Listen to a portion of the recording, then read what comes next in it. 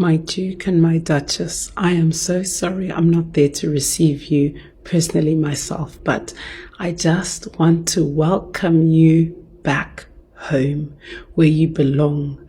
Your return home has inspired me. I'm out of the office for a couple of days and I'm playing too much because I'm in the other place where we actually wanted you to come stay, where you guys wanted to stay in South Africa.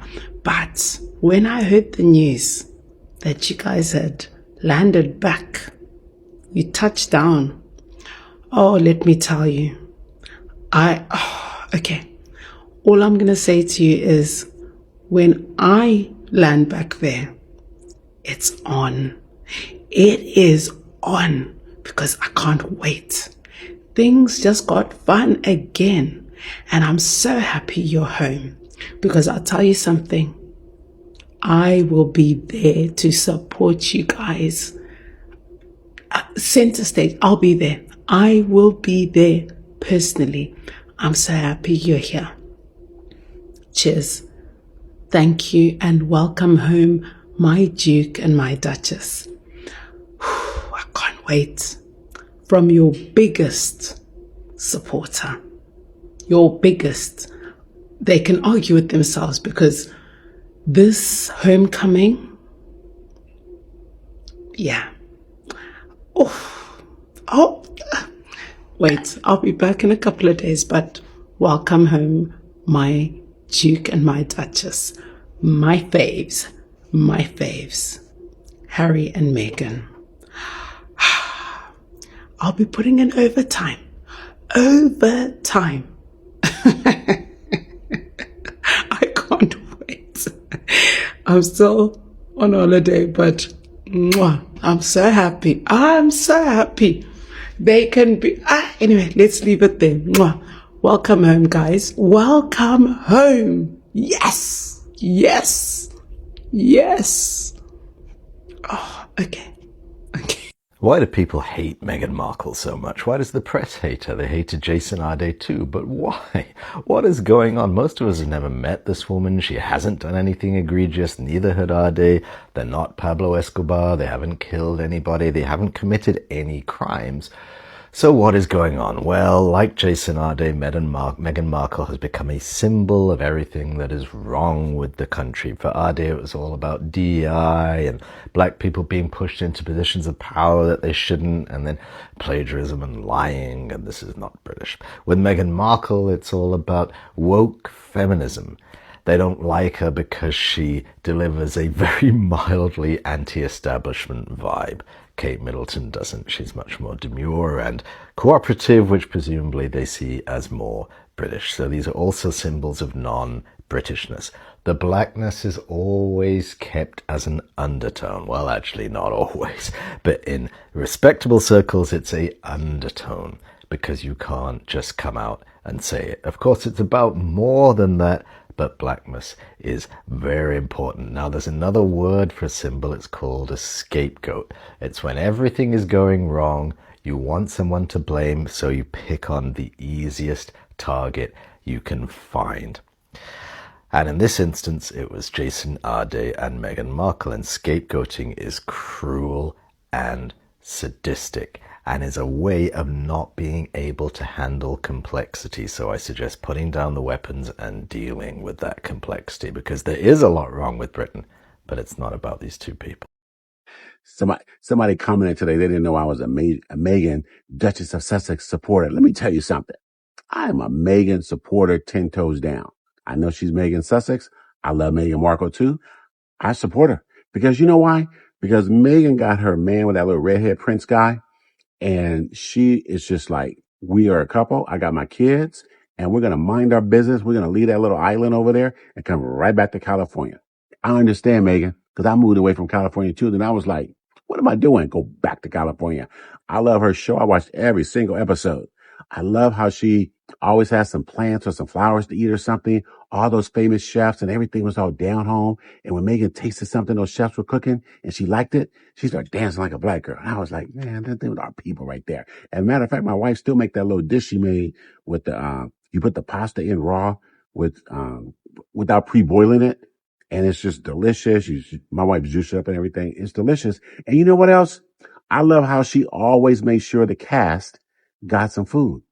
Like she was very kind to the cast and them people were looking forward to it too. So I bought my wife those Le Creuset pots and pans because Meghan was using them. And my wife got a pink set and she's using them. And things are heavy, like they're legit. And I got her like 3 or 4 of them. So she loves those. I'm sorry to see her go back across the pond. Harry, let me give you some advice, my man. You put the armor of God around her. You protect her and them babies from that rabid, crazy press and all them derangers over there. Cause I know something going on with your old daddy. Like that's what the online people are saying is your daddy probably not feeling good. So you want to be a little closer to him. But remember, Meghan had to escape all that nonsense because of your big brother and that loony bin wife he got. But we ain't going to that. But anyway, I'm gonna miss Meghan. She need my permission to go over there. Just take care of her. So yeah, I'm gonna miss her. Whatever she does next, I'm still gonna support her because she seems like a genuinely nice person, right? The little snippets you get from her podcast, her little letters from her old blog, and then that TV special. I think there's 2 seasons and then a Christmas special, I believe, from With Love, Meghan. What a great name. And I haven't tasted her honey and things like that. Maybe one day I will. I don't drink wine. I'm gonna try to get some of that wine for my wife. But anyway, Meghan, Duchess of Sussex. I'm in like top 10 fan right here. Squaddies, let's stop pretending the rage over Meghan Sussex is about anything normal. Regular folks look at the British tabloids printing 40 angry articles a day about a woman breathing California air, and we're all sitting here thinking the same thing. Why are you so obsessed with her? Here is the plain street-level reality of what's actually happening right now. The British tabloids aren't running newsrooms anymore, they're running an outrage factory. Every time they put Meghan in a headline, their servers light up, angry people click the link to rant in the comments, and the publishers count the ad dollars. Outrage pays the bills. They don't care what she's actually doing, whether she's launching her as ever jams and rosé, hosting cooking shows, or literally just picking flowers in her yard. They have to spin it into a national crisis. If she smiles, she's fake. If she doesn't smile, she's ungrateful. If she breathes, it's a direct attack on traditional values. For regular people watching from the outside, the hustle is painfully obvious. It's not journalism, it's a soap opera designed to keep folks mad so media corporations can sell banners for lawnmowers and car insurance. Step outside the comment sections of UK papers and the vibe is totally different. Out here in the real world, people actually like her. She's chill, she's warm, she's got effortless style, and she's just out here living her life. When her lifestyle stuff drops, it sells out in 20 minutes flat. That's not manufactured PR, that's real credit cards hitting checkout buttons because actual human beings like what she's doing. People love the aesthetic, the food, the effortless LA vibe, and the fact that she keeps her head down, focuses on her bag, and doesn't get down in the mud with full-time haters. The palace and their favorite reporters thought when Harry and Meghan packed up and left, the story would end. They thought, okay, once she's out of sight, people will forget her.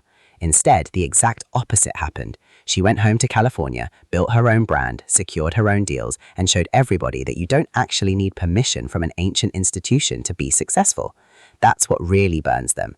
A self-made, educated woman who knows her worth and refuses to play a game where the deck is stacked against her. At the end of the day, normal people recognize a survivor. You can throw all the cheap mud you want from across the ocean, but people see a loving mother, a solid wife, and someone who moves with grace no matter how loud the noise gets. The press can keep screaming into the void. The rest of the world has already moved on and is having a great time supporting her. Look, let's call it like it is. They were not ready for a woman who actually had a resume. Think about the job description for a royal bride before Meghan walked through the door. The unspoken rule was simple. Look nice, wave at the cameras, pick out a pastel outfit, and keep your mouth shut. That was the setup. They wanted quiet, passive compliance. Then in steps Meghan Sussex. She wasn't some 20-year-old kid straight out of a finishing school. She was a grown-ass woman. She had her own money, her own successful career, her own active public speaking gig, and a lifestyle blog that was already pulling numbers before she even met Harry. She knew how to work a room, how to speak without a cue card, and how to command an audience. And that is where the real panic set in. We've all seen this exact dynamic happen in regular workplaces. Imagine you've been working at a laid-back, old-school company for 30 years. Nobody works too hard, everybody takes 2 hours lunches, and everyone just coasts by doing the bare minimum because that's how we've always done it. Suddenly, the boss hires a new girl. She's sharp, fast, super organized, and shows up on day one ready to execute. She brings fresh ideas, formats her own presentations, talks circles around the upper management, and gets more work done before noon than the rest of the department finishes in a month. What happens next? Do the old-timers clap and say, "Wow, thanks for raising the bar"? Heck no, they get terrified. They panic because her hustle makes their laziness look bad. They start whispering by the water cooler. Who does she think she is? Why is she moving so fast? She's taking up too much space. That was the British establishment the second Meghan showed up. She didn't just walk into the palace, she outshined the whole building without even trying. The tabloids didn't hate her because she failed. They hated her because she was too good at the job. When she gave speeches, she didn't stutter through a pre-written piece of paper. She spoke straight from the heart, articulately and powerfully. When she walked down a red carpet, she didn't look like a nervous amateur. She looked like an absolute boss who had been doing media training her whole adult life. The traditional press couldn't handle a royal who didn't need them to manufacture her image. She already knew how to control her own narrative. She had modern instincts, knew how digital media actually worked, and brought an authentic American work ethic into a system built on dusty medieval rules. Instead of looking at this brilliant, self-made woman as a massive upgrade for their institution, the system felt small. They wanted a quiet ornament they could push around, and instead they got an educated powerhouse who knew her own worth. When someone is secure in their talent, you can't bully them into shrinking. When the system realized they couldn't control her, dim her light, or force her to play second fiddle, the attacks got personal. But guess what? You can't put that kind of drive back in a box. She didn't stay where she wasn't valued. She took her skills, her talent, and her work ethic, packed her bags, and kept building her empire on her own turf. The bottom line for regular people is simple. Never apologize for being good at what you do just because insecure people are uncomfortable. The press can stay mad, but excellence is going to win every single time. Squaddies, let's talk about the absolute power move of moving in silence while everybody else is screaming their heads off. Think about what the tabloids were expecting when Meghan stepped back into the UK scene. The drama channels and front pages had their pitchforks ready. They were praying for a meltdown.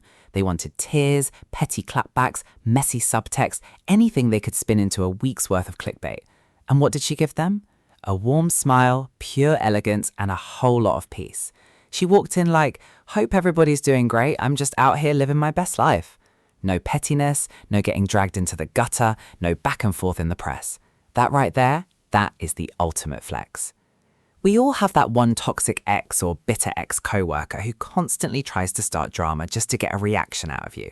They want you to get mad. They want you to argue back, get messy and drop down to their level so they can point fingers and say, "See, we told you they were crazy." Meghan pulled the ultimate real-world response. She left the whole institution on red. She did not show up to play their games or trade insults. She showed up focused on her family, her projects, and her purpose. While the commentators are practically throwing tantrums on live TV trying to get a rise out of her, she's out here dropping cooking content, sharing her favorite recipes, arranging flowers, and building a whole lifestyle empire from scratch. That drives the haters absolutely wild. Nothing hurts a bully more than realizing their mean comments aren't even ruining your afternoon. You can't buy the kind of calm confidence she has. That only comes when you are completely secure in who you are. The press spent years trying to paint her as this chaotic force, but look at how she actually operates. She stays centered on what actually matters, being a great mum, supporting her husband, and putting her energy into creative work that brings people joy. Whether she's in a kitchen showing folks how to whip up something amazing or stepping out at an event looking like $1,000,000, her energy is completely unbothered. She proved that you can walk right back through a room where people tried to tear you down, look them dead in the eyes with a genuine smile, and keep it pushing without giving up a single piece of your soul. You do not owe your peace of mind to people who don't mean you well. When people manufacture fake narratives about you, you don't need to spend your energy fighting every single rumor. You just keep building your own table. You keep cooking your good food, loving your family, minding your business, and securing your own checks. Meghan isn't letting the noise dictate her life, and that is a massive lesson in self-respect. Keep your head high, keep your demeanor cool, and let your success do all the talking. Squaddies, let's be totally honest about what's happening here. The tabloid newsroom dinosaurs are running a game plan from 1995, while the rest of the planet moved on 10 years ago. These old-school media bosses really thought they could print a sensational cover, slap a grumpy headline on it, and control how people feel about someone. They thought regular people were just waiting around to be told who to like and who to trash. What they completely missed is that the world changed. Nobody under 40, and honestly, nobody with a smartphone and common sense is looking to dusty tabloids to tell them who's cool. People today don't care about Richard traditions, fake protocol, or who sits in what chair at a fancy dinner. That stiff, buttoned-up vibe is tired. We live in a world built on social media, lifestyle creators, real personalities, and actual human connection. People want to see good energy. They want warmth, creativity, solid aesthetics, and someone who actually feels relatable. When Meghan drops content about cooking, hosting, home projects, or curated jams, regular folks look at that and say, okay, now that's a vibe. It's fun, it's fresh, it's positive. It's someone sharing things she actually loves doing, instead of standing in front of a castle wearing white gloves trying to look important. The tabloids look at her lifestyle ventures and try to spin it like a scandal. Meanwhile, the rest of the world is just over here trying to get the recipe. Watching traditional media attack a modern woman for building a brand is like watching a flip phone try to run a high-end mobile app. It just glitches out.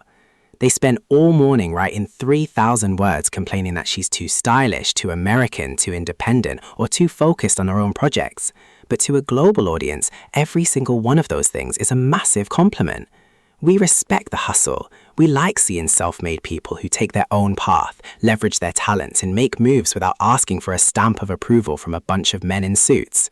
When the press tries to tear down her success, they don't make Meghan look bad, they just make themselves look completely out of touch.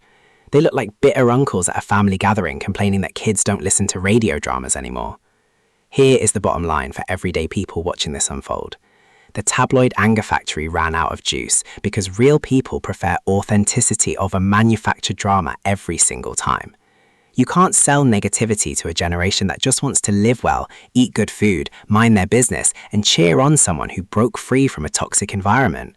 The press can keep yelling into their own echo chamber, but the global audience has already made up its mind. Meghan is giving modern, positive, high-value energy, and the haters are just going to have to get used to it. That brings us to the end of today's breakdown. If you are sick and tired of the tabloid nonsense, and you're just out here living for the positive energy, the good food, and watching Meghan win on her own terms, do me a huge favor. Smash that like button, drop your thoughts in the comments down below, and make sure you hit subscribe so you never miss an upload. Keep your head high, leave the haters on red, and mind your business just like the Duchess herself. Thanks for watching. I am your host Miles, and I will catch you all in the very next video. Peace.